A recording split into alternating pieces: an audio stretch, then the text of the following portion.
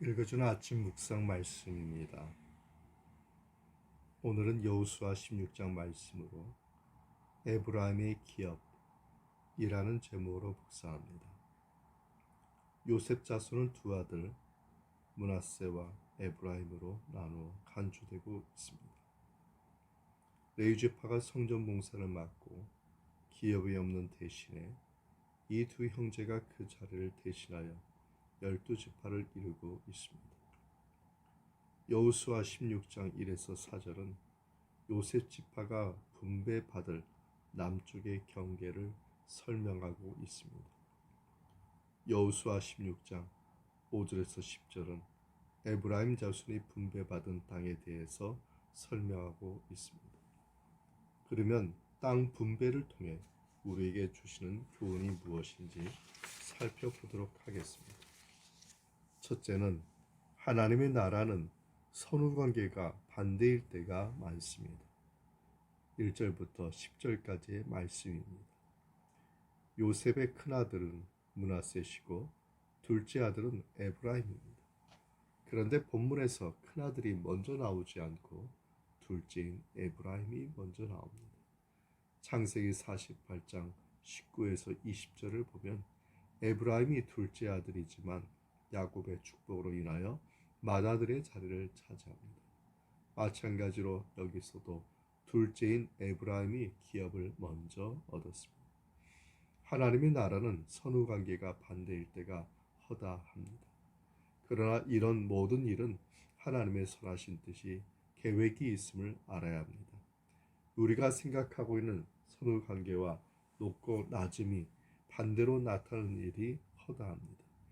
우리는 하나님의 뜻이 선하심을 믿어야 합니다. 그리고 선하신 뜻에는 우리를 향한 분명한 계획이 있음을 믿어야겠습니다. 둘째로 온전히 순종해야 합니다. 에브라임은 실로 베델과 같은 하나님의 집들을 기업으로 받았습니다. 얼마나 큰 복이겠습니까? 그렇지만 한편 가나안 사람을 쫓아내지 못하는 과오를 범하였습니다.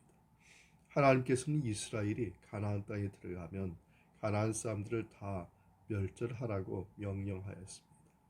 그러나 에브라임이 겟셀에 거하는 가나안 사람을 다 쫓아내지 못했다고 하는 것은 하나님의 명령을 온전히 따르지 않았음을 보여주는 것입니다.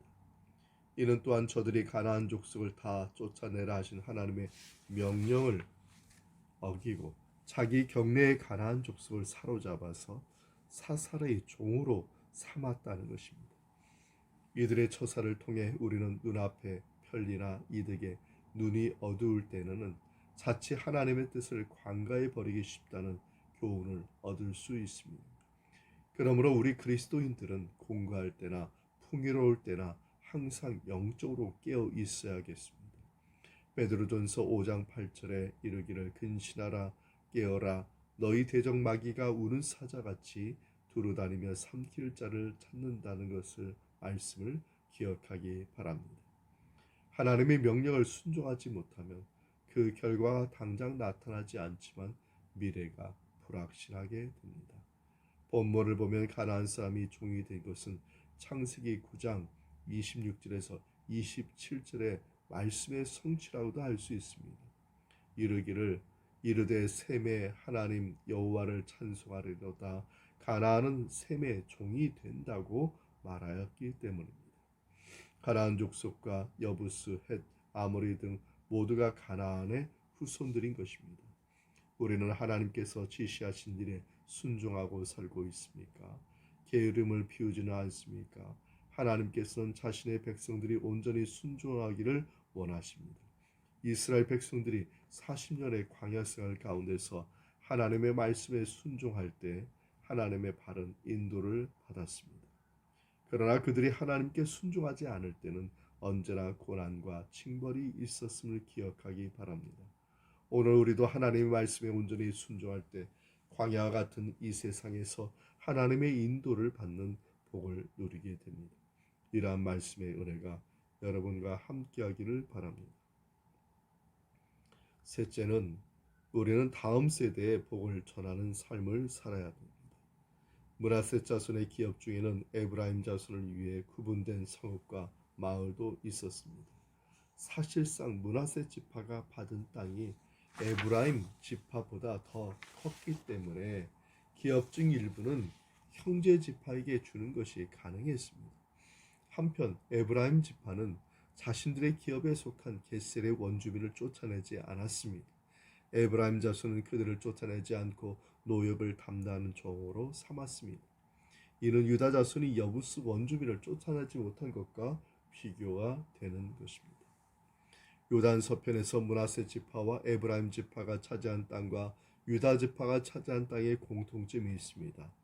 요셉의 두 지파와 유다 지파는 가나안 땅에서 가장 비옥한 중앙지대를 기업으로 받았습니다. 야곱의 12아들 가운데 넷째 유다와 11번째 요셉이 신실한 모습으로 창세기에 묘사됩니다. 구원과 복은 전적으로 하나님의 주권적으로 섭리로 이루어집니다. 그렇지만 하나님은 신실하게 하나님을 믿고 성실하게 사랑하는 자를 기억하시고 그에게 복을 주십니다. 성경은 곳곳에서 복받는 자에 대해서 언급합니다. 우리는 하나님의 은혜를 보고 하는 은혜로 복을 누리고 복받는 모습으로 살아갈 때 더 큰 복을 누릴 수 있습니다. 유다와 요셉이 신실하게 살았기에 그 후손이 복을 받았던 것처럼 우리가 믿음으로 살면 다음 세대가 복을 누릴 수 있음을 기억하기 바랍니다. 우리 모두 신실하게 사는 자가 되며 후손에게 하나님의 복을 전하고 누리는 삶이 되기를 바랍니다. 아멘.